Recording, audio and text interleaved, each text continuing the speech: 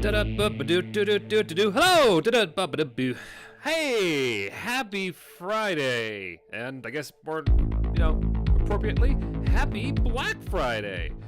I know you probably, maybe if you're out there right now watching this precise second or later on, I hope you got all the deals out buying whatever you needed to buy, whether it was for Christmas gifts, for your friends, family, or for yourself.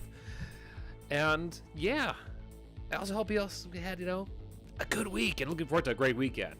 But yeah, welcome to technically which was Creature Workshop, which has now been retitled to be Warrior Workshop by like alliteration, and I just felt like it'd be a better fit for what I want this series to be. I'm of course Flintworth, the one and only, at least by my standards from a little recent Google search.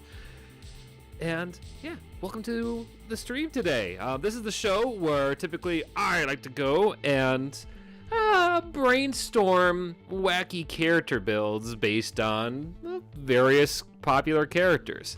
And for the month of November, in honor of the US of A's Thanksgiving, I've been dedicated it to a variety of foodies, or characters who love to eat. Thus far, I've did one on Kirby, one on Yoshi, and I decided to kind of switch it up for the last week and do it on, well, if you clicked on this while I'm live or later on Scooby Doo, who, I was this close to doing Garfield, but in my opinion, you can't get more of an iconic eater than the Great Dane that is good old Scooby Doo. Now, hopefully you know who that is, especially if you are anywhere on the internet.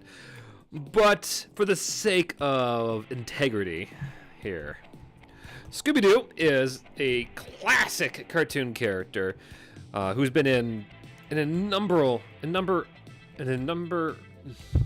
countless number of TV shows, movies, video games, films, and it stars the titled character Scooby Doo and, well, the rest of Mystery Inc. Welcome to Wikipedia, by the way. Support them. But Scooby Doo and company from Mystery Incorporated go about solving a variety of different mysteries, typically in places that you really would expect a bunch of kids to be around. But yeah, usually every episode goes about a half hour long. They go and typically find that the monster they are after is nothing more than just commonly crazy old guy trying to scare off people so he can go do various white-collar crime. More popular, and I would say more educated people on this site, that being YouTube, has certainly gone in depth of what makes Scooby-Doo, well, great, and about the intricacies of the cast. So I'm not going to go too much farther than that. In fact, I'll probably point you to go look at probably Jello Apocalypse's entire hour-long just essay on which character is the best and why it's Fred, because he does a great breakdown on every one of the characters there. And not to mention he's gone and seen all of the shows and movies. I think he's seen most of the episodes. No, he has not seen the last I heard, he's not seen all of the cartoons shows, but he has watched all the movies. Myself, I've only watched a handful of the movies and basically grew up on Scooby-Doo marathons. But I feel like I have at least some of the common knowledge to try to bring Scoob to life in D&D. And that begs the question, though. Why Scooby-Doo? Why go about trying to bring the Great Dane to life in a game that allows you to be anything, mostly fantasy? Why go and be a talking dog that normally doesn't fight? Well, one, to see if we can, and two, because it's exercise. It's a good way to test the old character building skills, especially if you're a DM like me. I will admit that I've never gone and made a character for a monk before, so it'd be kind of fun to kind of dive into that side of things. Most people I play with tend to not do monk. I think, in fact, I've only had one player in my entire history of DMing that's ever gone monk, and I think the last time I saw that sheet was maybe 2 or 3 years ago. So I'm looking forward to the refresher. I do have, as you probably saw, a very specific style of monk they have in mind. I'll explain more on how that will work out in a hot second. But the big thing is that I always feel like some of the best characters, especially if you're starting out in this hobby, are ones based on some of your favorite properties. And I've seen plenty of people go about creating these concepts, these character builds that you could argue at face value aren't that very original, but over time they grow into something that's so unique and fresh because of just the nature of this game being one of improv and role play. I myself have mentioned before that I have made a lizard folk barbarian that I'm very fond of that I call TikTok, that is inspired by, well, the crocodile from Disney's Peter Pan. I've mixed in a little bit of other characters in there, but the point is, though I had that initial kind of a concept and design, he has grown to such this wonderful beast that I feel like can stand on his own. And besides, if you look away from the game side of things, you could say that, and I've said this before in a number of my videos and streams, that there is really, truthfully, nowadays, no original ideas. Like, if you take the time, you could probably find almost anything that's out right now that seems fresh, and argue that it's like a recreation, a remix, a rehash of another, well, concept of stories already come out before it. However, what is unique out there are the takes on it. That's why when you often hear people give what's called an elevator pitch about trying to say, hey, you should check out this movie, you should check out this book, this game, people often go the route of it's like X but with da. So for instance, you could say like, Crash Bandicoot, when it first came out, is like Mario because it's a platformer, but it stars a crazy anthropomorphic bandicoot in a world with over-the-top wonderful designs. It's like an edgier Mario. See, that's what I'm getting, and that's what I want to try to do here with Scooby Doo, because I could see someone getting into this hobby and wanting to maybe try something that maybe be like, oh, you're about to go do a mystery game. Give me a mystery-solving character. Well, some people might go, oh, I'll go and make a character based on Nancy Drew, the Harvey brothers, or Hardy brothers. Well, what are the people who go for Scooby Doo and the sword? That's what this stream is for today. For those who in the future want a little help trying to get something off the ground, because I can see most people being like, oh, I'll go and make a character based on one of the more human cast from Scooby Doo. Specifically, I can see some of them even doing like a ranger, because you get the animal companion, and be like, oh yes, I'm going to be playing as Velma with my woven or dog companion Scooby. Okay, cool, that's great. But I'm not playing Scooby. I want to find just some way to do it, and I think I have found the nice race and class makeup to make that happen. And specifically, I set my head out that when I went to go do it, I would do so with as very little use of homebrewing as possible, because as of this recording and our stream, there isn't a way to really play as a race that looks like a dog. I mean, the closest you get may be the kobolds, which have kind of dog-like faces, but they're more reptilian in nature. But I think I found a solution. Now, before I get to that, the books I'm drawing from the most today, outside of like the player's handbook, are the books Volo's Guide to Monsters, as well as Xanathar's Guide to Everything. Both of these have been out for a while. I would not be surprised if you can find them used or stripped tight on cash, even if it is Black Friday right now. or even if you're using an online system, that would be that hard to get the information needed. But if you're like me, I like material, have the material in front of you in a physical condition, these are the books you're going to need for today. So, not that difficult. Bang. Now, first things first, let's go to my workshop on Roll20. If this is your first time checking this out, as always, there are many online sources you can go to make to do this sort of thing, and there's also offline. You can do this all on pen and paper.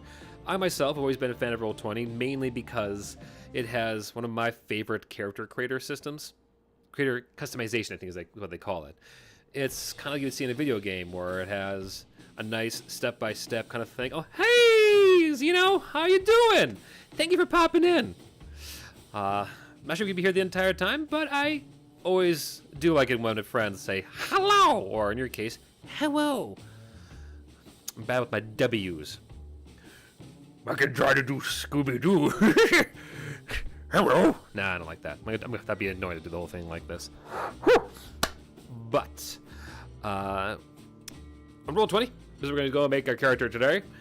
And let's go and create a new character sheet. Now, it's funny. The last 2 weeks, I've named all my characters based on various pets. And considering that we did one that was based on my dog, it really feels weird to do another one on my dog. So we're going to do one. We're going to name this character, the Scooby Doo, ripoff, based on my mom's dog, who's named Lyra. She's also a corgi, very fluffy, and we're gonna just take the name for now. So we're gonna call this little bloke Lyra Lou, which is funny because that actually happened to be one of the cute little dog's nicknames. Let me get this loaded up. How are you doing, Karen/Zito? You have a good Thanksgiving? Behaving yourself?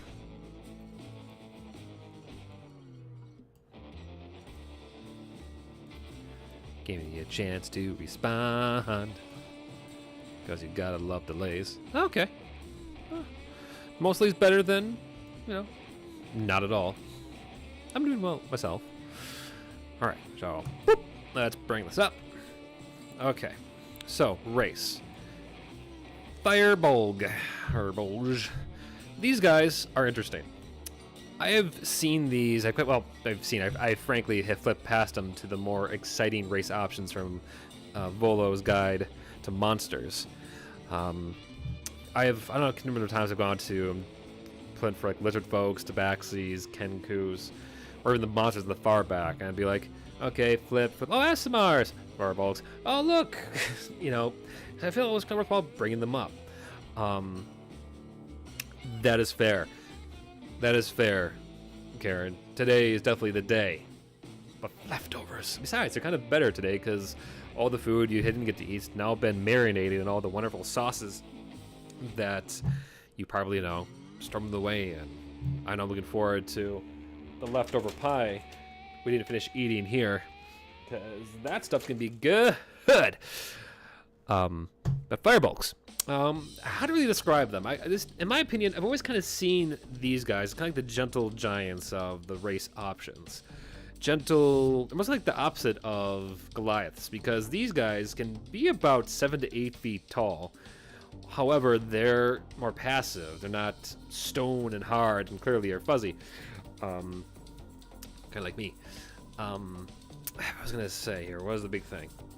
Honestly, it's just their nature reminded me so much of dogs that I felt like, okay, I could see that this would be a good fill-in for any race that'd be most dog-like. Plus, they have two important things I feel like would be good to create a kind of a Scooby-like abilities. In this case, they get a boost to wisdom and strength. Now, Scooby Doo is not smart by any means. However, he is freaking wise, and having fooled a number of baddies on the fly in the most ludicrous of scenarios, which I'm looking forward to doing. And two, the Scoob is a Great Dane. those dogs are big and they are strong. And hell, Scoob has been shown numerous occasions to be able to outrun the villains of any tale while also carrying other cast members on their back. Yeah, but here, let me go and get a particular passage that kind of struck my imagination here. But let's listen to this and just kind of imagine this to how dogs are, because to me it's almost like one and the same. Here, I'm bring this up so you can read it along if you so desire. But Firebolgs love nothing more than a peaceful day spent among the trees of an old forest. They see forests as sacred places, representing the heart of the world and monuments to the durability of life. In the role as caretakers, Firebolgs live off the land while striving to remain in balance with nature. The methods reflect common sense and remarkable resourcefulness. During a bountiful summer, they store away excess nuts, fruits, and berries. When winter arrives, they scatter everything they can to ensure the animals of the world survive until springtime. Aw. I know. Not exactly as silly or goofy as Scoob, but I do see a lot of similarities. I could see a Scooby-like character coming off of this. Like, for one, the whole preference and like reverence towards just nature itself. Like, Scooby is, well, an animal. Well, a talking animal, yes, but still an animal nonetheless. And I can see a lot of fun coming from trying to, play that up. Maybe you want to go and help out your friends to help save your woods from the big scary corporations that are trying to scare everyone off your land or out of your woods. The common sense and remarkable resourcefulness. The number of times Scooby Doo and Shaggy, to be fair, have tried to beseech their friends like, hey, how about we don't go inside the abandoned building that looks like it's about to fall down with one hearty sniff or cough, or hey, how about we don't go and check out a supposedly haunted theme park in the middle of the night, because clearly that must have a good number of violations, health violations, not to mention probably condemned. Yeah, that's a good way to put it. I kind of saw them a little bit like the characters, like that. They kind of reminds me of like a more bulkier Fraggle, honestly, from like Fraggle Rock, the Muppet characters. I still need to see Hansel and Gretel Witch Hunters. That's looked fun. It looked fun. But the other thing I really liked about them is that the Firebolgs are just so kind-natured and just are wonderful. And one thing I loved reading more onto them is that they don't really have a high preference towards names. In fact, they just usually kind of name each other based on where they're from, so to speak. And if you want to nickname them, they say, sure, go ahead. I mean, that's easier for you to know who I am or to refer to me. Fine. Much like how humans would go and name their dogs. Exactly. Let's not split up. And they also are typically neutral good, which to me just screams a fun-loving kind of dog nature. They're not out to follow any laws or because they are out to do something for the feeling of good, which Scooby Doo kind of edges a little bit on. No, like dogs, they're just naturally good because that's what dogs and, well, maybe kind of cats, mostly dogs, are. They're humanity's best friend, man. But all right. So, Firebolgs, definitely, like I said, got the strength and wisdom modifier. Alignment, they're going to be neutral good. To kind of make it more in line with Scoob, chaotic good. Probably, we'll just do that a little bit more in there. Humanoid, medium speed. And once again, 7 to 8 feet tall, which to me makes sense if this is going to be based on a Great Dane, because Great Danes, yes, they may be, about the same width as most dogs, but they are tall. I actually have one living here in my apartment complex, and my dog probably would need to be on the shoulders of 2 other corgis just to see this dog eye to eye. So, to me, that it's also kind of perfect. I also love that these blokes can read and write common. They can speak, read, and write in Common, Elvish, and Giant, and are all proficient in all three, which is exciting because for anyone to master that much shows a lot of just being exposed to a lot of different things. And to me, that also reminds me of dogs, that yes, dogs don't speak, but for any dog to gain that ability is impressive. It just to me shows signs of having a really good knack with the power of words, with language. So I like that in there too. Powerful build, perfect for the dog, for the Great Dane imagery, because they big, they bulky, they dense, they can go and probably kick down your fence. But also they have a nice little buff here. They're called, let's see if I can get a better shot for you, called Speech of Beast and Leaf. Basically allows them to communicate with a limited number of, plants and animals, which you see that occasionally in the Scooby Doo cartoons, where he will kind of like stop talking to humans and be a translator to some pet or what have you. So I thought that was also kind of a fun tie-in to put into this whole metaphor.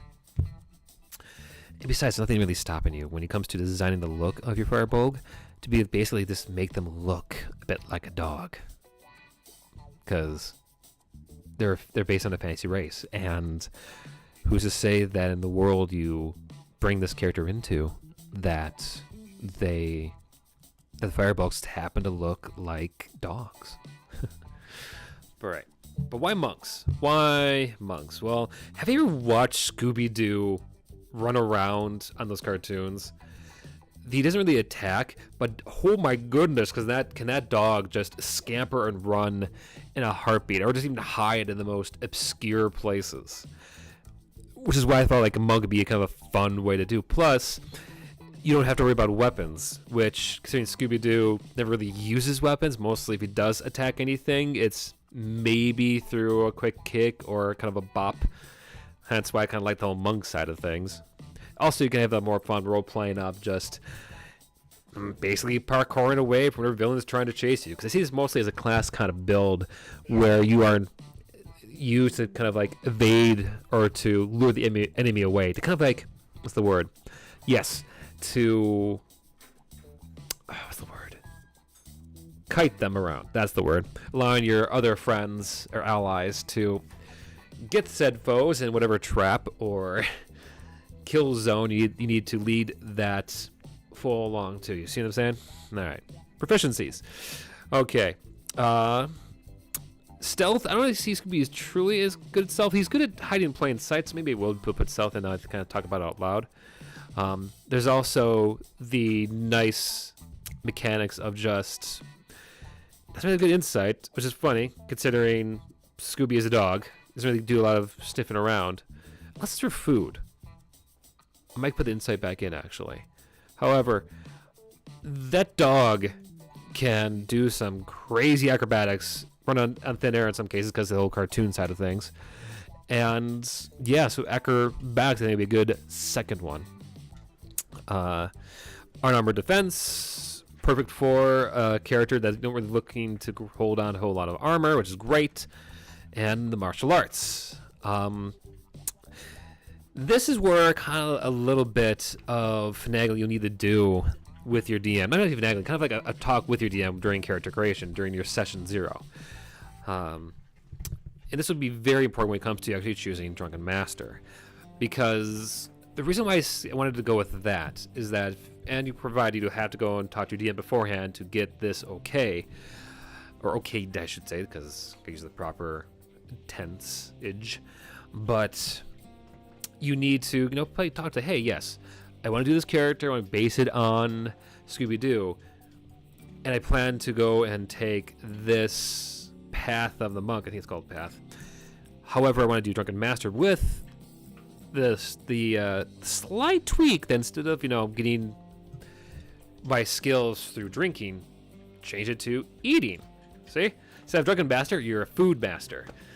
And considering the number of ways that Scooby Doo like Popeye with a can of spinach, I totally can see be kind of fun from a DM's point of view, okay, or at least from the players, roleplay wise, that that your character, your Scooby Doo monk, gets powered up by eating consumption.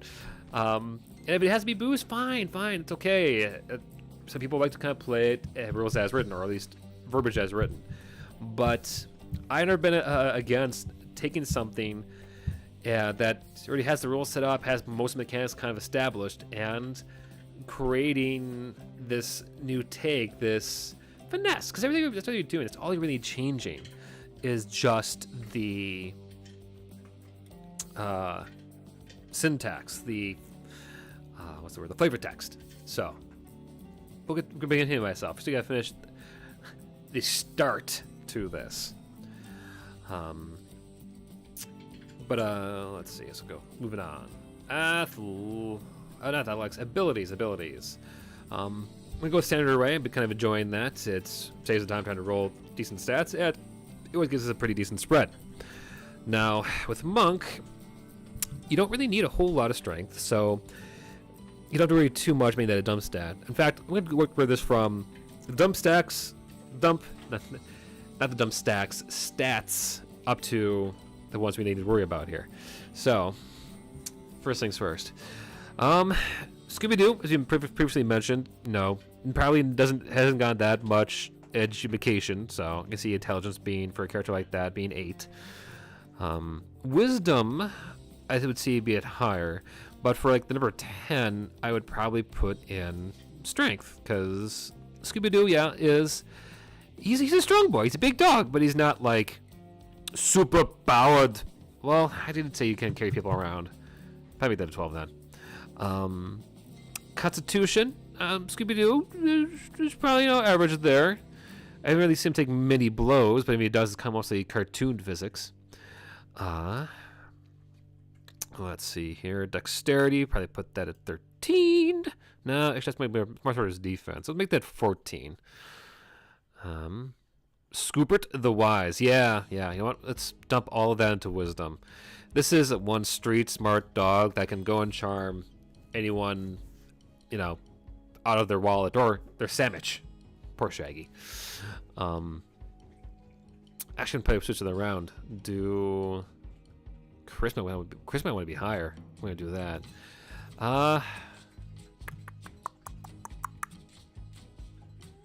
Well, 13 for Christmas, not that bad. Besides, that might be changed up as we go along. Right, moving along. Background. All right. Now, choosing background's always a hard one, honestly, because sometimes they don't really matter. The more like they tend to kind of add flavor, if anything. But some of the backgrounds really should do Scrappy Doo. That is a good point. That'd be kind of fun. Xeno too. Are we talking like Scrappy Doo from the live action movie? Because in that case it'd be kind of fun, because that means you also have to set up the crazy robot suit, Mr. Bean suit, I guess, that he's operating around. Because that'd be fun. That'd be kind of fun. Woo! It's crazy how much that one movie did such a precise tactical nuke attack on Scrappy's character, because after that movie came out, Scrappy has like been barely seen at all in most of the films. Like, holy wow. James Gunn, he does not pull punches when it comes to. And this is the guy that made Groot the tree that says like 3 words, a household name. That's wild. Holiday's wild. Yeah, I mean, he was always a little jerk, but he's a puppy, right? I mean, what am I talking about? I mean, he annoyed me too, and I love the villain turn. That was interesting. But I guess now here I am in my 30s, and I can't help but being like, are we a little bit too hard on Scrappy Doo? Hey, and welcome. All right, background though. What would be a good background for Scoob? Honestly, kind of like entertainer. Folk hero would be kind of good too, considering the number of places he and his friends have managed to save from. Like, yeah, I mean, Mystery Incorporated, I don't see them having like national fame, but definitely local fame. So we'll go with folk hero. Oh, it's true. It's true. Yeah. Like, okay, get a little bit of fans of Scrappy here. I'm still torn on the dog, because granted, a lot of it could have been from me just seeing way too much Scooby Doo when I was a kid, because I think it was Cartoon Network played way too many reruns when I was really big into watching cartoons back in the day. Let's see here, though. Two proficiencies. Land vehicles. Okay, that's kind of funny. I mean, I think there's been a few times where Scoob and Shaggy actually have flown airplanes and stuff, so on the fly without any real kind of prior warning, so that'd be kind of perfect. King Goose of Scooby Doo. Oh, yeah. That kicked it bed. That was one of my favorite side shows. I love the whole Vincent Price inspired series. That was one of my favorite iterations of Scooby and the Gang. Let's see here. What kind of tools? See, so I went for cooking. Yep, cooking utensils. Perfect. Rustic hospitality. Since you come from the ranks of common folk, you fit in among them with ease. You can find a place to hide, rest, or group create among other commoners. Okay. Let's see. You have shown yourself to be a danger to them. They'll shoot you from the law. Anyone else shoot you? Though they will not risk a last for you. Okay. Defining event. Let's see. What would be a good Scooby Doo thing from here?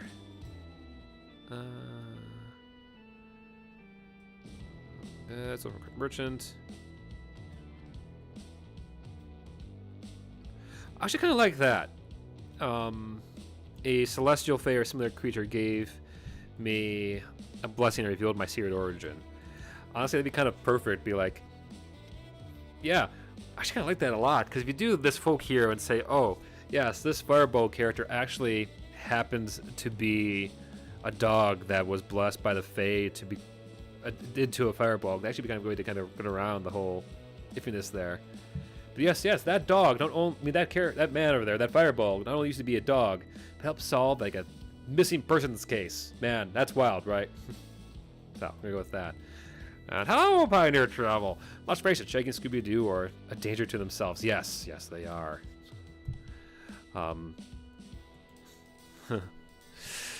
Okay, personality traits. What would be? I mean, granted, whenever it comes to these little traits, you're more than welcome to fill them in. I'm gonna go with the best ones I see here that are close to Scooby.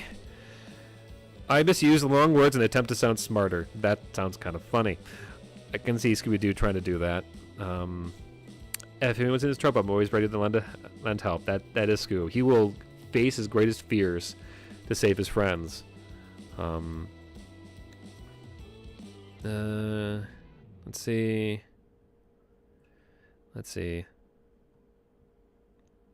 There's no good pretending to be something I'm not. Yeah, that's kind of Scooby. He's a very honest dog, very honest character. Yeah, I was this close actually, to making Scooby into some kind of wild-shaped druid. But personally, I would kind of see like his bestest buddy Shaggy be the wild-shaped stoner druid. Zorks, you know what I mean, man? I might do that to one of these days. Yeah. But let's see. Bond. I have a family, but I have no idea where they are. One day I hope to see them again. No, we're at the land.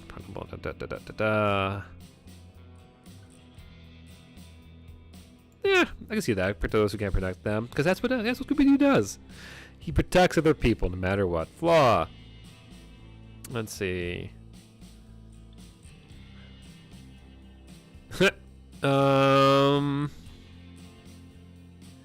have a weakness for the vices of the city, especially a hard drink. Okay, this is where I probably would definitely go and say, switch it around to like, I have a weakness for the vices of the city, especially food. Because that is Scooby's greatest weakness, is just his stomach. How do you like to choose your equipment? I go with class equipment. Simple weapon. For Scoob, he never really uses any kind of weapons. However, if your DM allows it, I would recommend going to something maybe like the club or dagger, providing you see the dagger's like a kitchen knife, like to make a sandwich with. Club, rolling pin. Think kitchen utensils, really. Definitely Explorer's Pack, because that'd probably be more what a Scoob character would have, because he would not go inside a dungeon. No way, no if, and, or how. Custard Pie, yeah. Custard Pie, I guess it'd be kind of a fun restoring weapon. Is that what you're thinking? Yeah, I could see that. Let's see, a set of artisan's tools. Where I know I gave. I gave proficiency in those tools. So let's actually give them the tools, cooking utensils. Okay. Yeah, so basically your monk here, we're kind of like the chef of the group, which could be fun. Ranged weapon, that's the word. Thank you.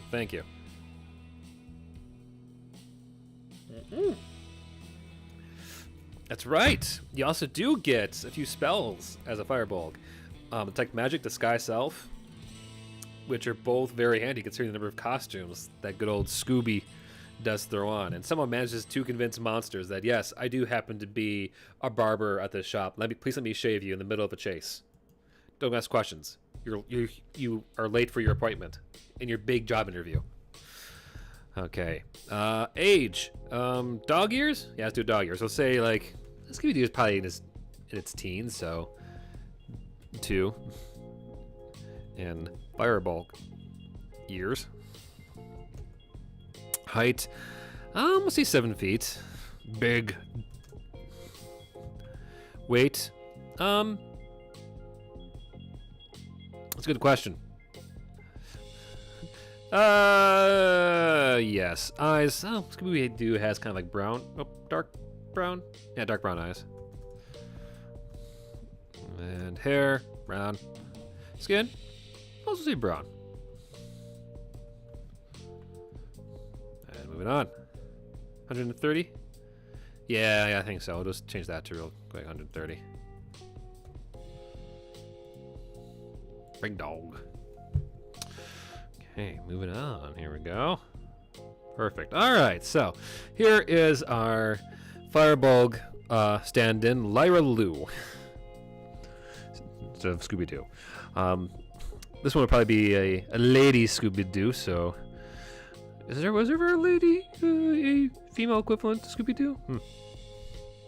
But Lyra Lou here has initiative 2. That's kind of good. Armor class of 15. It's actually pretty good for level 1 character. Only 8 hit points. Okay, so hopefully you don't get hit once. But let's see how they roll, shall we? Okay. Let's take a look at the good old bonk. Come on. There we go. Okay. 8 and 10. All right, that's not the greatest. Let's give the benefit of the doubt they got that 10. 5 points of bludgeoning. All right. Not most fantastic. But here's like the big thing I care more about is things like, well, hidden step. That's right. Maybe turn invisible. Ah, yes. These are the meat and potatoes. I really want to show you off to you all. First things first, hidden step. As a bonus action, Firebolgs can magically turn them invisible until the start of your next turn, or until you attack. Make a damage roll or force someone to make a saving throw. Once you use this trait, you can't use it again until you finish a short or long rest. So that'd be kind of a fun way to simulate Scooby-Doo, just kind of like running into a room ahead of the monster, throwing on like a set of clothes and pretending to be a statue or a mannequin. That's how I would like roleplay that kind of a thing. Then you have the other abilities like the powerful build, which basically allows them to count as one size larger when determining your carrying capacity. So you could play up the cartoony scene of Lyra Lou walking out with like a big stack of food in her arms. Scooby Doo. Yeah, I'm curious now. A cousin, okay. Scooby Doo. See? This is why I love doing these workshops. I learned all... You know what? I'm going to turn this off just for the hot second that I don't accidentally bring up Rule 34 stuff. Oh, look at that. That's cute. Look at that. No, that's not a video. Look at that. That's Scooby Doo. I'm learning something new today. Aww. That is so cute. Let's see. I did my cousin. Let's be making a film of a long dead screen star. Booth. You see that Booth came back. They had to put it into it. Aw, that is so cute. Oh, they were in only one episode. Okay. Yeah, I've never seen Scared before either. Scooby Dum and Scooby Doo's cousin. Okay. Well, that's adorable. And very impressive that you were able to remember, Nick, a character that only showed up in one episode of one show. the Chili Diller movie thriller. That's a mouthful. When did this come out? 1977. Wow. Okay. Oh. Is that like an evil Scooby-Doo? Creepy. But yeah, this is all from the Scoobypedia. Fun. Jabberjaw. But was even Jabberjaw a Scooby-Doo character? It might have been Hanna-Barbera. I always kind of saw them as like a wannabe Three Stooges kind of ripoff of Curly. Yeah, Jabberjaw. Little guy. Or big guy, I guess, because, you know, shark. Anyway, martial arts is a big thing here too. So, but the big thing I want to point out for those looking to do a monk would be, let's see here. Well, numerous things. One, you don't have to wear armor or really carry on a shield. You could use your dexterity instead, which would be really handy to give, as you saw, the nice boost to your AC. Secondly, you do get a little bit extra mobility, though that might come up in later. Let's see what I'm thinking of here. Bonus action, yeah. For example, you take attack action, attack with a quarterstaff. You can also make an unarmed strike. So I kind of wrote that wrong earlier. In this case, you'd be like, oh, Lyra Lou or Scooby Doo, gonna bring out her rolling pin club. Gonna take a swing for 15, cool, and deal 6, and then gonna use its bonus action to kind of bunk him across the nose with an unarmed strike with 18, and dealing 11 points of damage in one turn. That's pretty impressive for a level 1 character, considering how some of those enemies are pretty, can maybe be taken out in one shot. It's good. It's good start.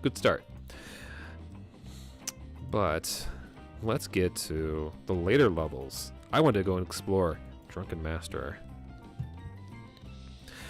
Okay. Now, as always, the standard here on the show, we're going to go and take this to level 5, because to me, that's really when a build finally gets its, like, okay, it's true start. That's by the point you go, okay, here, this is who I am, this is what I'm playing as, and here's the kit. Yeah. Okay. Monastic Tradition. Way of the Drunken Master, which once again comes from Xanathar's Guide of Everything. And you get bonus proficiencies and the Drunken Technique, which you get the okay once again from your DM to be food technique. If you're using food instead of actual booze. And if you still want it to be a drink, then you can just say, oh, I drink milkshakes for my drunken powers. Yeah.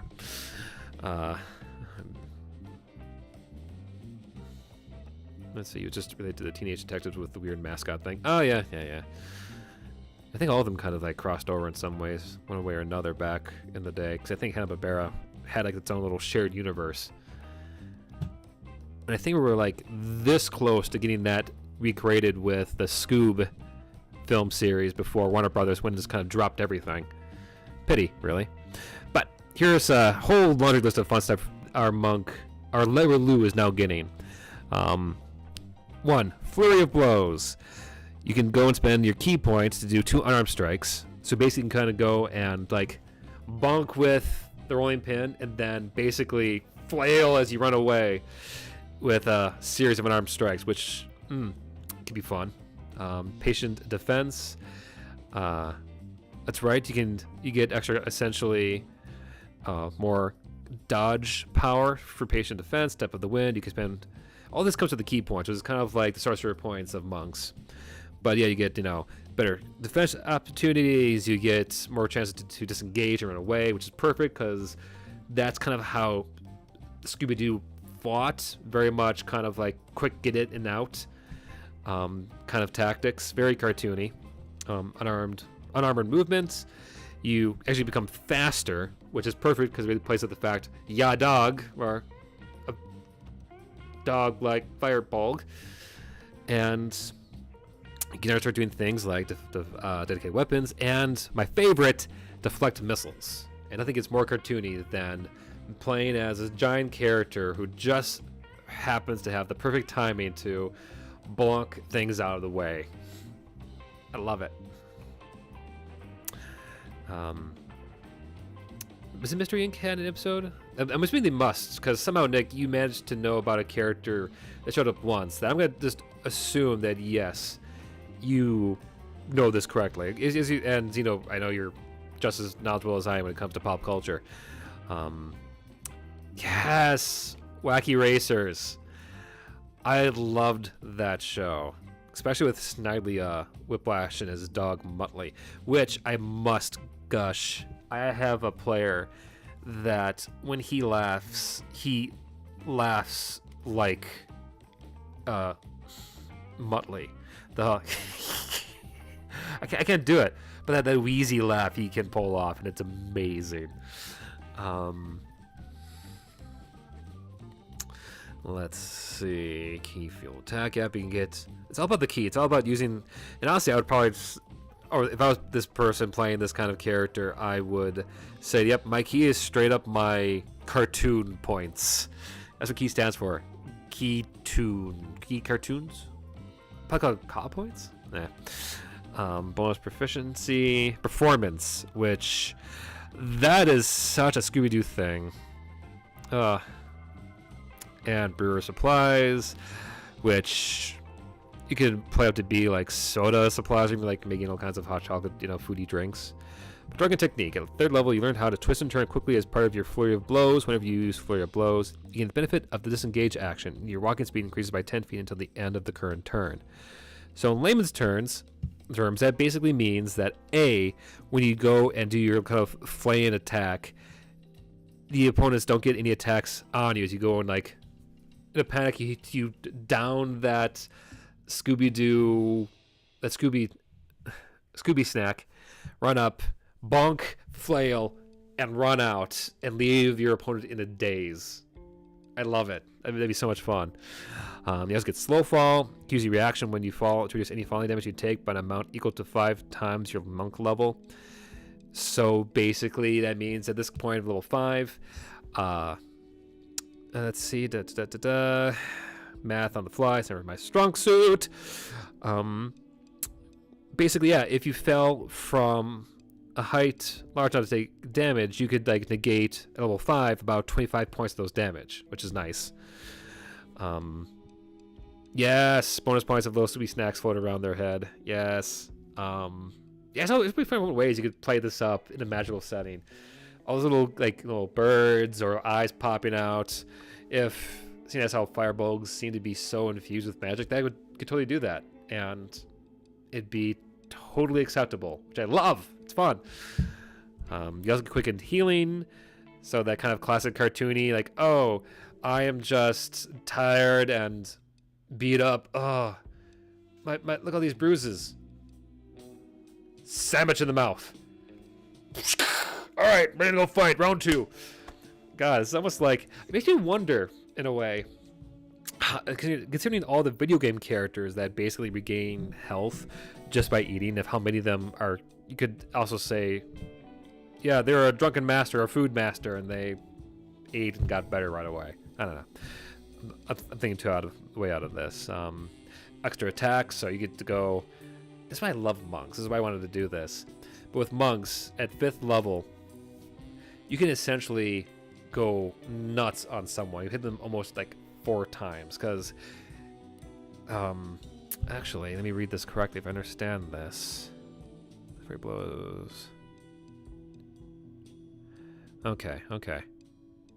All right, so it would only be 4 blows, but still, with monks and free of blows, you could basically run up, punch twice, or a bonk twice with your club, do the free of blows, and get at most 4 hits on one enemy, in one turn, which is pretty freaking impressive, and get out of the range of them hitting you right away.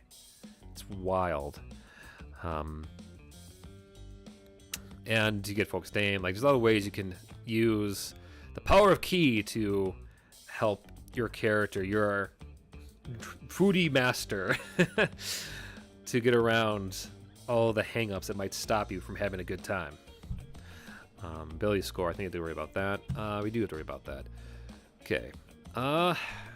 Honestly, if this kind of a loadout, I would probably go and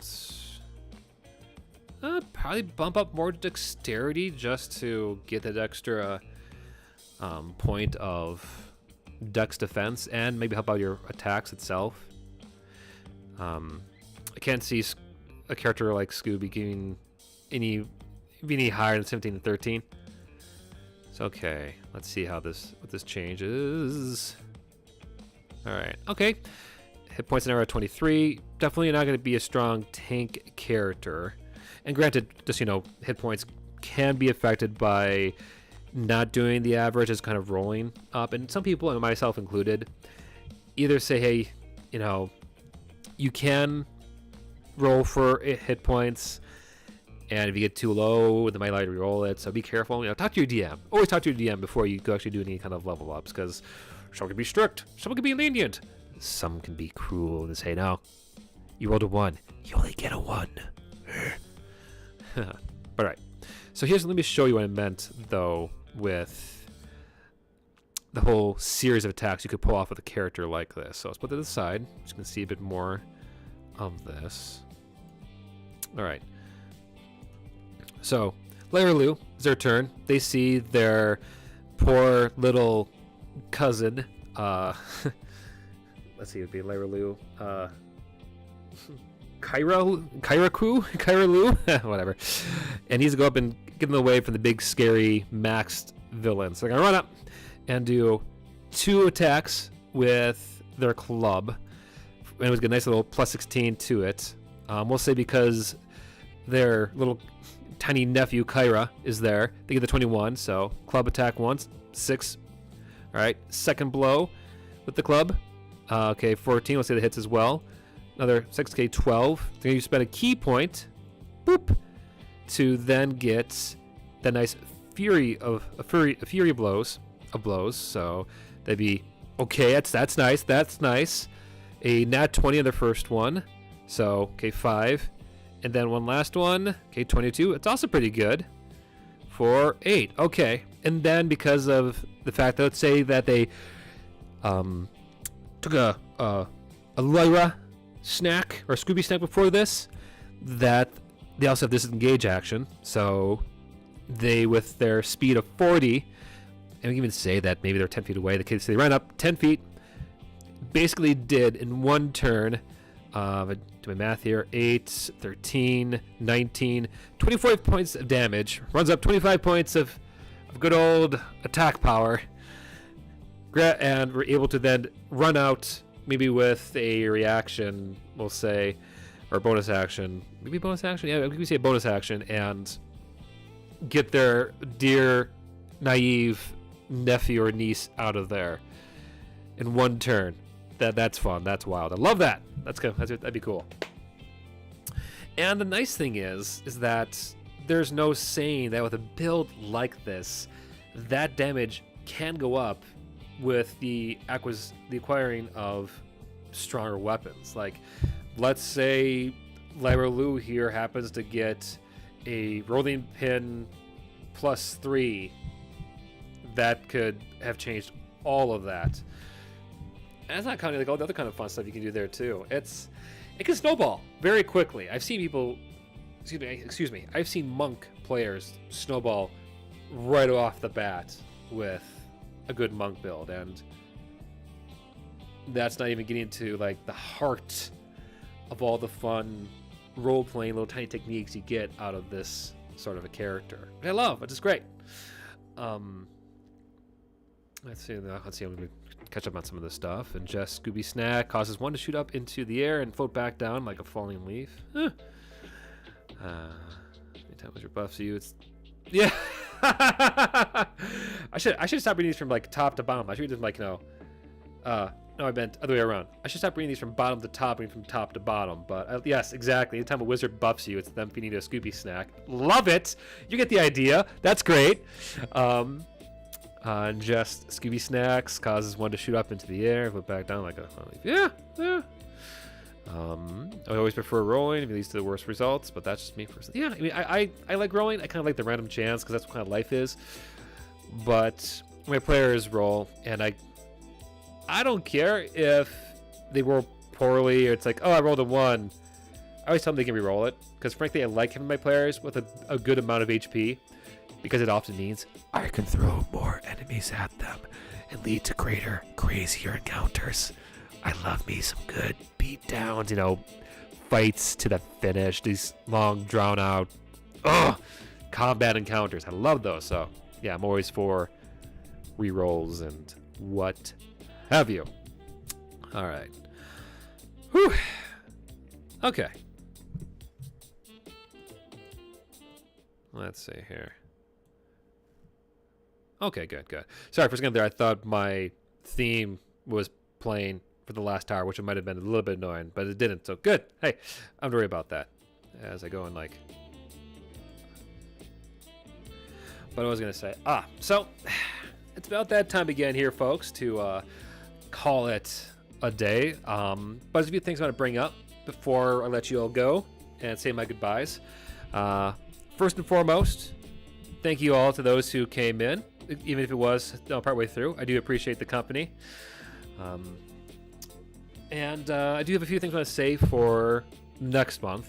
One, I do plan to stream almost every Friday. I probably won't do it the week of Christmas because, well, I'll probably be off with my family. Everyone else will be out with their family. No one really wants to go and truly watch someone stream during that busy week. But otherwise, I do plan to at least stream 3 times during the Warrior Workshop next month. I only plan to do 1 creature creator. I'm gonna take the advice and totally not the demand of my fiance to give myself a little bit of time off later half of this month to kind of enjoy the holidays. So it's going to be 1 creature creator, and you'll find out what that is with the premiere of the latest one, which is in the process of being edited. That should be out on Monday. But I'm excited to do the holiday one, which actually would be the 20th creature creator episode, which I'm looking forward to because I never thought I would be able to keep up with the series throughout an entire year, let alone getting into 20 iterations of it. So that's gonna be fun. I will have at least one other video outside of it that won't be as intensive, so that'll probably be edited at the same time as creature creator. So might get at least 2 videos from me that are pre-recorded. And then, yeah, looking toward the new year. Got some big plans for January, considering that it will be the 1-year anniversary that month for Creature Creator. And to me, what really feels like the birth of this channel's whole nature. And yep, I see people are making guesses. Yeah, but it is totally going to be Krampus. But I intend to take it in a direction that I think it's going to be kind of fun, but a bit unique. And I'm going to say it here anyway.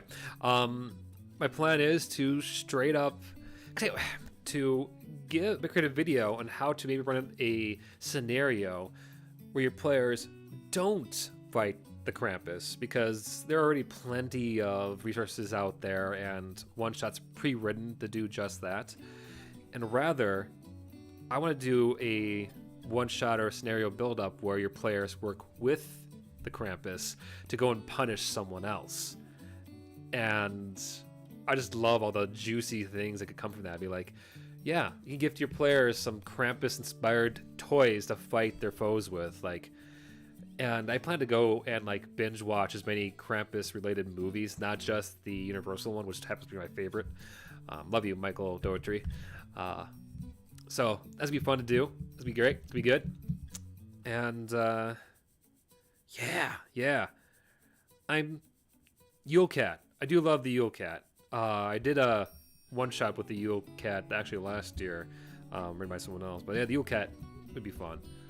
Yeah, I could do some research first. That's why I kind of want to do one video next month, because I want to make sure if it's going to be my 20th creature creator, I wanted to actually take the time to do some research on it and have some fun.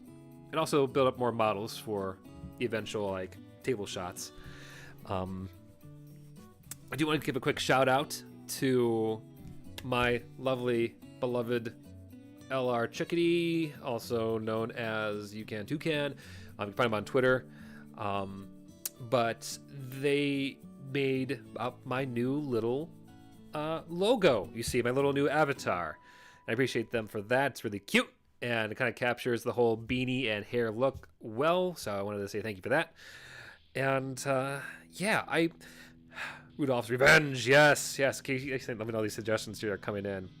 The giant Icelandic Christmas cat that works you. Yule Cat. Yeah. Okay. Let me know how many Krampus movies you find. I will, actually. I might go and, like, put up a collage of all the ones.